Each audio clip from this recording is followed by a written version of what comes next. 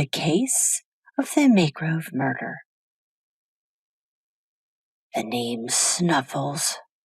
Snuffles of the yard, said my uncle's spaniel with a growl in his voice. I will not tolerate an ill-mannered pup calling me a good doggy. I must admit that this statement shocked me, and I wondered for an instant if I had gone mad. My training as an engineer, however, had taught me to examine facts. I was sitting in my uncle's study. His dog was standing with his paws on my knees and his teeth an inch from my nose. I had called him a good doggy. But you can talk, I managed to say. There is no need to state the obvious, said the dog, when an apology is obviously in order. I'm sorry, old boy, I said. My parents always told me that politeness cost nothing, and the dog did have really big teeth. The dog removed his weight from my knees and sat down in front of the fire, looking at me. I suppose my master asked you to dinner, and you have deliberately come early, so that you can drink his whiskey while waiting. The dog raised his ears in a questioning fashion. I started guiltily, as that was precisely what I had done. The invitation to dine with my uncle had come too soon after I had lost a lot of money in a swindle. A bit of free courage before my uncle started advising me was what I needed. My uncle, who is known to the papers and the public as Thompson of the Yard, is undoubtedly the greatest detective of his age. He is known for his good table, good cellar, and fascinating stories. It was, therefore, in the expectation of a great evening that I had accepted his invitation. An examination of my recent folly was a minor price to pay. Snuffles, I said, you used to accompany my uncle when he investigated some of his more famous cases. I wonder if you would mind telling me about one or two of them. The dog looked at me for a moment or two, and then smiled. All right, he said, I'll tell you. I doubt anyone will believe you if you betray my confidence. I was still only a pup when I helped to solve a case that was fast becoming the murder of the decade. It all started early one Sunday morning at Maygrove House down in Berkshire. Lord Buckingham's party had returned from the hunt ball at nearby Elton Hall in the early hours. The weather was very hot and close, and the evening had been marked by some very heavy thunder showers. As a consequence, most of the guests, who were sleeping with their windows open, were rudely awakened by a desperate scream soon after dawn. When they went to investigate the noise, they found Lord Buckingham's niece, Emma Artridge, lying dead on the terrace. She had obviously fallen from the window of her room. At first they thought it was a tragic accident, but one of the maids claimed that she heard Lady Emma shout, "Drop it, you little thief!" And then just before she fell, "Please help me." When they examined her room, they found her sheets and blankets lying on the floor, one of the curtains torn away from the pole, and Lady Emma's jewellery box on the table by the window. The box was open, and the Brockenham brooch missing. It was clear to Lord Brockenham, who was the local magistrate, that his niece had woken to find a thief rifling through her jewels. She had tried to rescue her property, and in the struggle had been thrown from the window to her death. It was undoubtedly a case of robbery and murder. You must remember that in those days the yard was automatically called in whenever a murder like that occurred. The local police forces would try, however, to solve the case before the yard man arrived. On occasion, this resulted in evidence being lost. The local police force was represented in this instance by Inspector Evans, a small-minded man who believed that he knew everything. He was also determined to solve the case quickly to impress Lord Brockenham. Inspector Evans arrived at the scene of the crime and examined Lady Emma's room. He found a small piece of twig on the floor by the window. This twig was still green, so Inspector Evans concluded that the intruder had entered the house just before the theft, probably hiding in a nearby shrubbery while waiting for his chance to enter. An examination of the face of Maygrove House convinced the inspector that the thief had not entered the house through Lady Emma's window. As there were no signs of any forced entry into the house, the thief had therefore been let into the house by an accomplice. The inspector's initial inquiries among the family revealed that there had been several small thefts over the past few months. Lord Brockenham had suspected that it was one of the servants, because the items stolen were normally easily hidden and of no great value. Some of the servants had also reported small thefts, but no culprit had been found. Inspector Evans obtained permission from Lord Brockenham to question his staff. While the inspector was interviewing the house staff, one of the under gardeners, a lad called James O'Brien, asked to see Lord Brockenham. This was an unusual request because James would normally have spoken to the head gardener, who would have approached the butler, who would have in turn spoken to his lordship. I have noticed that humans tend to have very rigid pack structures. His lordship was intrigued by this request and agreed to come out and see the lad. You can imagine his emotions when James O'Brien reached into his pocket and produced the Brockenham brooch. The young man claimed to have found the brooch while working in the rose garden. He did not know what it was, but assumed it was valuable and therefore belonged to Lord Brockenham or one of his guests. Inspector Evans was called and told the young man to show me where you claim you have found it. The rose garden at Maygrove is located near the house and is surrounded by a substantial wall which has been used to support several varieties of climbing rose. The single door to the rose garden was located close to the terrace where Lady Emma met her death. The inspector took one look at the garden and its location, then arrested James O'Brien for the murder of Lady Emma Hartridge. The inspector went back into the house and arrested one of the maids, Jenny Miller, on the same charge. The case was, as he explained to Lord Brockenham, a simple one that depended for its resolution on a good knowledge of the bestial nature of the lower classes. The inspector explained that during his interview with Jenny Miller, the maid assigned to Lady Emma the night before, he had discovered James O'Brien and Jenny Miller were courting. Unfortunately for them, they could not afford to marry. The girl had obviously told her lover about the jewel, and in a fit of the madness all too common among their kind, they decided to steal the brooch to give them enough money for a new start.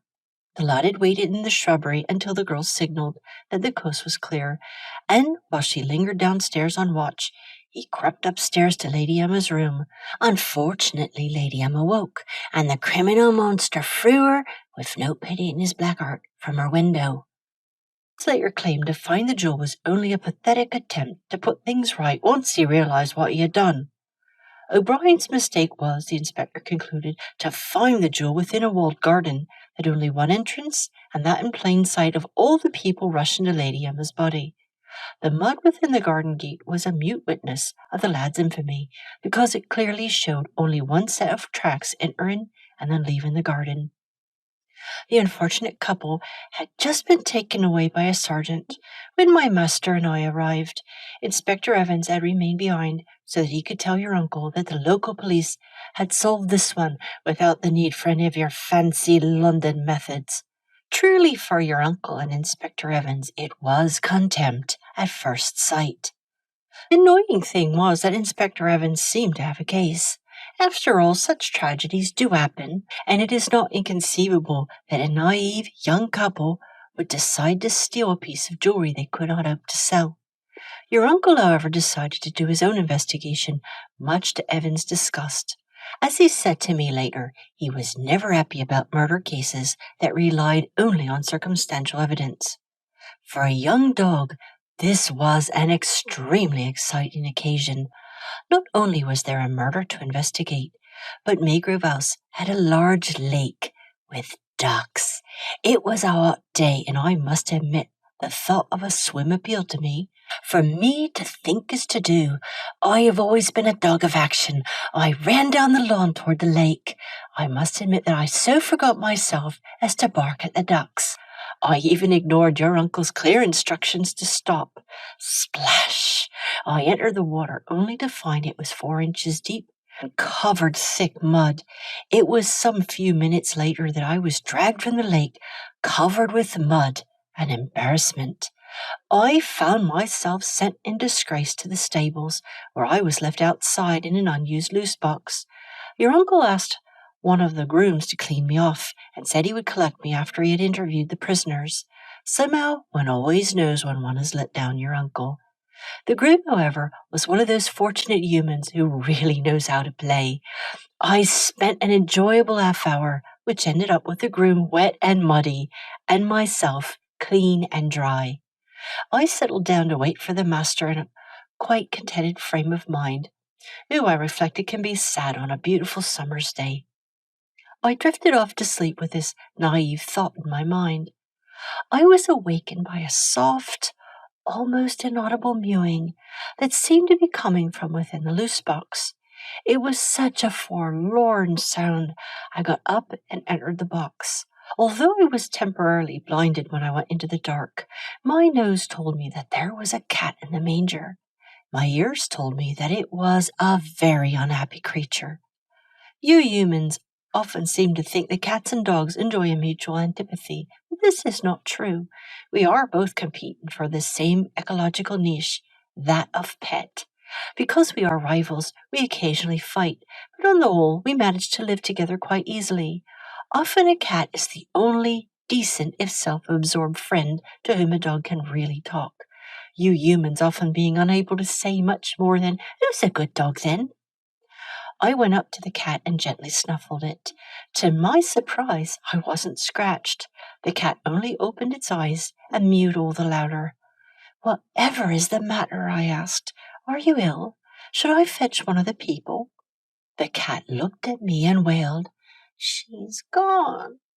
It was obvious to me I was talking to Lady Emma's cat, and though I did not want to intrude on private grief, she might know something important. One thing was certain, a wailing cat was not going to tell me anything. I therefore began to rumble quiet platitudes while washing her, as one would a disturbed puppy. It might have been my tone of voice or conceivably my wet tongue, but the cat stopped wailing and started hissing. Noticing that her claws were out, I stopped washing her and retreated a cautious step. Her uncle always says that one should not appear threatening when interviewing a witness. The cat stopped hissing and said, "What are you mumbling about, you stupid dog?" "Why, the death of a human, Lady Emma," I replied, in the friendliest tone I could manage. "What makes you think I'm worried about that one's death? She was vain, selfish, and totally self-absorbed." This coming from a cat was a bit rich. I told the cat that I was a stranger, and I had naturally thought that a cat of her obvious qualities would belong to one of the humans in the big house. You have to really flatter an angry cat if you want to escape with your nose unclawed. This approach worked because the cat put her claws away, and after a few minutes' silence, started telling me her tale. Lucky, as my informant was known, was one of the many cats who scratched out a living in the farms and stables of the estate, being tolerated only because they kept down the number of mice and rats. When she was little more than a kitten, she had been badly bitten in the leg by a rat, and as a result could not hunt as effectively as the other cats. It was while she was weak from her injury and lack of food that young Jenny Miller had found her. With the eager help of James O'Brien and one of the grooms, Jenny had managed to nurse the cat back to health. Jenny continued to come to the stables after Lucky had recovered, often bringing some food from the big house. During several of these visits, Jenny promised the cat that when she and James were married, Lucky would come and live with them. I must admit I felt terribly sorry for Lucky, and for a moment I wondered about smuggling her into my master's Barker Street house. "Now she's gone," said Lucky, "I won't see her again. This nasty man will kill her as a gamekeeper kills other vermin. At least that's what Lady Rockingham Siamese says." "I really am sorry for you," I replied, "but if Jenny and James did take her toy and kill her, then they will have to be punished. You know how territorial people are over their things. Even my master won't let me rest on his bed after a good muddy walk, a prohibition I still can't understand." "She didn't do anything wrong. It was that horrible bird. It caused her to fall." "I know because I saw it." This statement from the cat rather threw me. I know I'm a city dog, but surely I wouldn't have heard about birds large enough to hurl a person from a window. It occurred to me that chasing ducks might not be such a good idea after all. It took a few seconds for the meaning of the words to register properly. The maid was innocent. Lady Emma had been defenestrated by a bird. Truly murder most foul. I asked Lucky to tell me what she had seen, and even though I don't have any notebooks, I can remember her statement really well. Frankly, I have always felt I would make a wonderful witness. Just one sniff, and I can recognize the villains every time. The cat had been on her way to the kitchen where she was hoping to cajole a saucer of milk or cream out of one of the kitchen maids. She always made her way round by the front of the house because there might be a frog or two on the lawn. It was while she was engaged in this innocent pastime that she heard the bird. Having been attacked by one of its kind, she looked round and saw it perched on the roof of the house. It was staring intently at something. The bird took wing and glided down to perch on the sill of one of the second-floor windows, where it seemed to be looking at something within the room. After a minute or two, the bird flew through the window and disappeared into the room. There had been silence for a few seconds, and then the cat heard the sound of small pieces of metal moving against each other. Suddenly there had been the louder noises of a sleepy human jumping out of bed. If you've ever watched your people, you know that they are not very coordinated when just woken. Lucky was looking right at the window when the bird hopped back onto the sill with something shiny in its beak. With a scream of, "Drop it, you little thief!" Lady Emma appeared at the window, lunged for the shiny object, even as the bird took flight. Lady Emma seemed to trip and overbalance out of the window. She managed to catch her curtain as she fell, and for a second it seemed that she had saved herself. Even as she called for help, the curtains tore, and with a terrible scream, she fell to her death. The cat thought that the bird was probably startled by the girl's scream and dropped the brooch on the way back to its nest. Apparently the bird in question nested in a small copse on the far side of the rose garden. I now knew what had happened, but how could I tell my master? I could not just tell him the truth. I had to provide evidence. I did not believe that the average judge would accept my master's word that his dog had heard the story from the accused's cat. They can get terribly stuffy about hearsay evidence. Lucky had started mewing again, so I decided to enlist her help. I thought that between us we might be able to solve my problem. It was a good idea that I did, because without her help, your uncle would never have solved the case. At first there seemed to be no solution to the problem. How could I prove that the bird had been in Lady Emma's room? I must admit I was on the verge of giving up, when Lucky asked whether a tail feather would be evidence of the bird's guilt. Of course, physical evidence, the very best kind. My elation was dashed when I remembered that no such feather had been found in the room. It was then that the cat revealed that she had in full her species duplicitousness.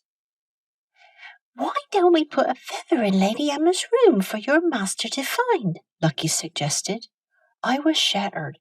Did this cat really think I was the kind of dog to fabricate evidence? I naturally remonstrated with Lucky, but as she said, we really had no choice, and that sometimes when the lives and happiness of the innocent are at stake, one must be prepared to break the rules. I wonder if that is sophistry, for all its fine sentiment, and as far as I know, your uncle has never broken those rules. Naturally, he's a better man than I am. In fact, I'm a real dog. The only flaw to this excellent plan was the lack of a feather. Even if we could find this bird, how would we get one of its feathers? I must admit I was totally stumped. The cat, with what could only be described as an air of smugness, told me she knew where to find a feather. With all the insouciance that I could muster, I told Lucky to show me the way. The cat led me from the stables and away from the house into the surrounding woodland. I will always remember that walk with pleasure. The sun was shining through the trees, throwing dappled shadow over everything. All around there was scents that I had not smelt before. Unfortunately, this idyllic walk soon came to an end. A stray breeze brought me the smell of rotting meat and the jumble of sharp scents that you find near a person's house. The trees fell away, revealing a neat cottage which was standing at the side of a track. The charnel smell seemed to come from one of the fences that surrounded the cottage garden. It was in this direction that the cat led me. The source of the smell was soon apparent. Someone had attached the bodies of various birds and small animals to the fence. Although a good rotten bird makes a wonderful toy on a walk, something about this fence made me feel very cold. "Do you see that large black and white bird?" asked the cat. "We need one of its tail feathers." It was the work of a moment for me to approach the fence, take a feather in my teeth, and remove it from the bird. I held the feather delicately in my mouth as Lucky and I started back to the house. At that moment, we heard the sounds of a cart on the track, and I caught the distinctive smell of my master. I was just deciding to run to the cart and greet him when I heard him telling someone that he wished to examine the scene of the crime. My welcoming bark died in my throat as a small mew of shock came from Lucky. "We'll never get back in time," she wailed, "and I can't run all that way." It was one of those rash and heroic impulses that come across us dogs on occasion, although collies are very prone to them. In a gruff and noble tone of voice, I told Lucky to jump on my back and hang on. No sooner had the cat's light weight settled on my back than I was off like the wind. Flat out I ran, my ears streaming out behind me. Whenever near touched the cat, she tightened her claws, which spurred me on to even greater efforts. I said I will never forget the walk to the gamekeeper's cottage. The same is true of the journey back. I have never run faster, and all the way Lucky clung to me, meowing in excitement. Picture, if you can, a young spaniel racing through a wood, a feather in his mouth, with a cat riding on his shoulders.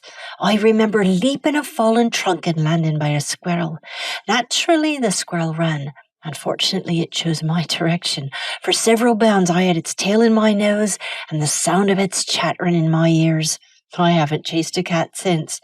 Squirrels are so much more fun. The cat started to direct me by flexing her claws, so I veered away from the stables and raced directly toward the house. I soon emerged from the woods and entered the open parkland. As we approached the house, I turned my head to ask the cat how we were going to enter the building.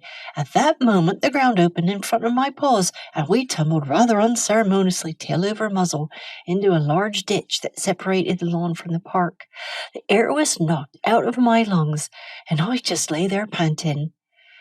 "What happened?" I managed to gasp out. "Ha ha," said the cat, before taking the feather and running toward the house. I must admit I found the cat's laughter a bit hard to take. Shaking myself, I got to my feet and scrambled from the ditch. I could hear my master's cart coming up the drive. I knew that I had to give Lucky the time to place the feather. With happy barks, I raced round and gave your uncle my best welcome. You have to greet your people properly, since it makes them feel wanted. My greeting everybody at the front of the house, including the odious Inspector Evans, managed to waste a few minutes. I had to hope that it was enough. Eventually, my master walked into the building, and I quietly followed him. Lady Emma's room was on the second floor of the house, and it was situated halfway down the east face. I say room, but in actual fact, it was a small suite with a sitting room and a dressing room. As we entered the bedroom, I caught a glimpse of Lucky's tail disappearing through a small plain door that stood barely ajar on one wall. Your uncle probably saw the movement because he went over to the door and, opening it, revealed the top of a small spiral staircase. Lucky had vanished. "Where does this go?" asked your uncle, pointing at the stair. "It's a servant's stair that leads from the servants' hall up past the library and my dressing room. It is obviously how the villain entered my niece's room," Lord Brockenham replied. "The girl led him into the servants' hall, and after that it was easy."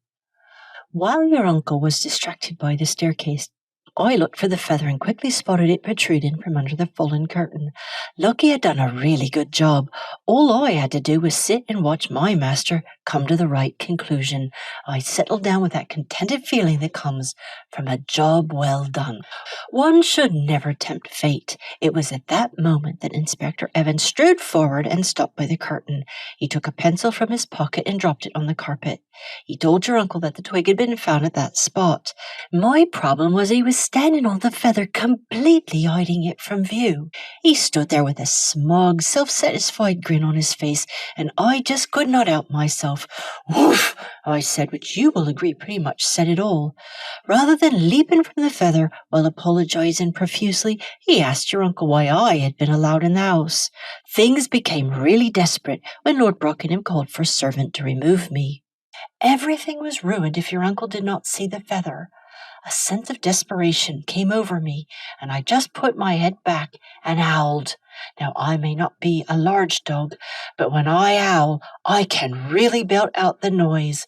I realized that everyone was staring at me, so I decided to seize the opportunity and give it a good shake.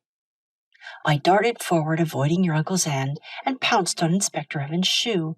His foot was standing between the feather and me, so I started digging. The madness was really on me because Lucky told me she could hear me barking, the canine equivalents of "Yoicks" and "Tally-ho" from the safety of the ground floor.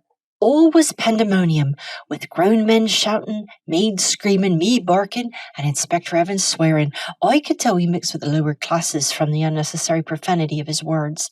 Inspector Evans jumped back, so I caught up the feather just as your uncle grabbed my collar and pulled me away. That scoundrel Evans chose that moment to kick me, the coward, and I yelped with surprise and dropped the feather. "What's that?" demanded Lord Brockenham as he picked up the feather. Turning it, he gave it to your uncle and said, "Well, Thompson, is this a clue?" Sometimes all the hard work is worth it. Your uncle reached out and took the feather. He looked at it for a few seconds, then smiled. He patted me and said, "Good lad," in a rather distracted fashion, before striding over to the windowsill. He examined the area carefully, even to the extent of leaning out of the window and inspecting the edge of the roof. Then he turned back into the room. "Lord Brockenham," he said, "you must order the release of that unfortunate young couple. They were not involved in this tragedy." "But," injected Inspector Evans, "the young scoundrel had the brooch. How did he get that, if he's innocent?" "His only crime," said your uncle, "was to be honest and come to Lord Brockenham with the brooch. I think he was hoping that you would reward him, possibly with an estate cottage. All he wants is to marry his girl. He found the brooch in the rose garden where the real thief had dropped it." "I always thought that you London detectives with your fancy ways were a bunch of impostors and charlatans," said Inspector Evans, "but I never expected you to be blind as well. It is clear as day that you've been totally deceived by this pair of miscreants. It was obvious that the girl was acting when you went to see her. That class of women can cry at will if they think they can profit from it." "What about the feather?" your uncle asked reasonably. "You surely must see the implications of that." "All I see is a fool who lets himself be sidetracked by an irrelevance. The lad was the only person to enter the rose garden. Therefore, simple logic tells us that he, and only he, could have put the brooch there." "On the contrary," said your uncle, "a real detective would never have jumped to conclusions without properly examining the crime scene or making an arrest based on nothing more than their own bigoted prejudices." "All right," said Evans rather snidely. "If it wasn't the lad who killed Lady Emma, I suppose the great London detective is prepared to share his wisdom with us simple countrymen." "Nobody. Lady Emma died in a tragic accident." Your uncle raised his hand to stifle Inspector Evans' angry response, then continued. "The facts of the case as Lord Brockenham described them showed that the theft of the brooch was the latest in a long number of incidents. In each of the previous thefts, the item taken was small and showy. I am right in assuming, Lord Brockenham, that sometimes small pieces of costume jewellery were taken when a thief could have stolen real jewels at the same time?" "Indeed," Lord Brockenham agreed.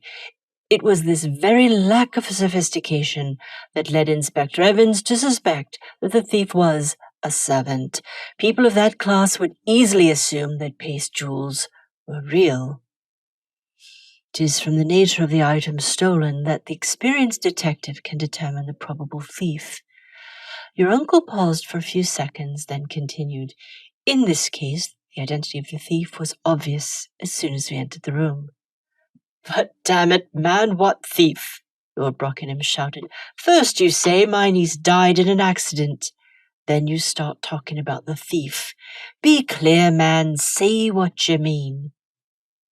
Precisely what I said. Your uncle held up the feather. This bird stole the brooch, and Lady Emma fell to her death while trying to get it back. An examination of this room proves it beyond any reasonable doubt. London foolishness, shouted Evans. I don't know what you think you're doing. It's as plain as anything that these two criminals killed Lady Emma. You cannot prove a word of your fancy theory.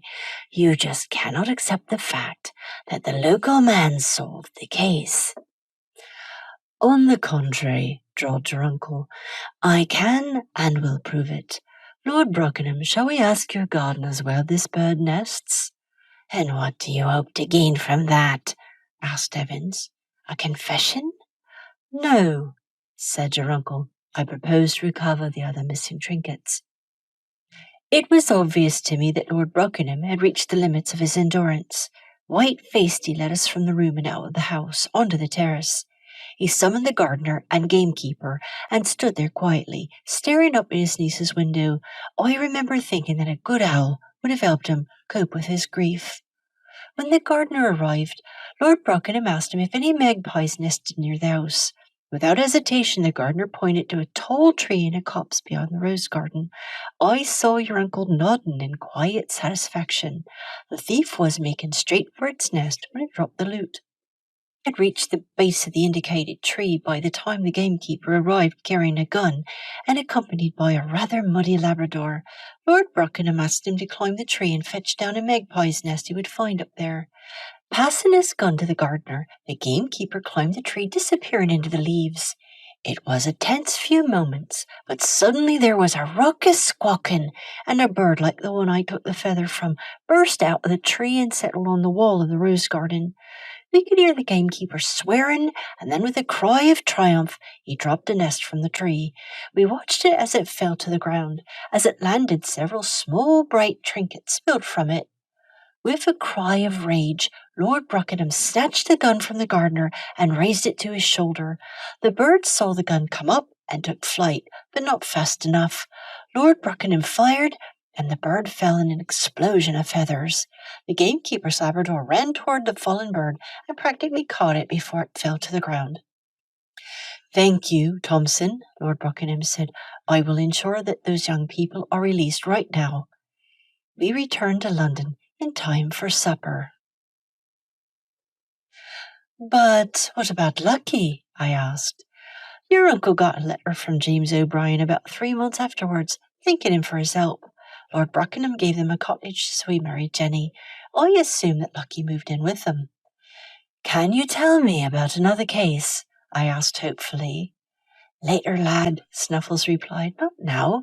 Can you not hear your uncle's step in the road? With that, Snuffles walked to the window and placed his paws on the windowsill. Wagging the stump of his tail, he began barking with delight.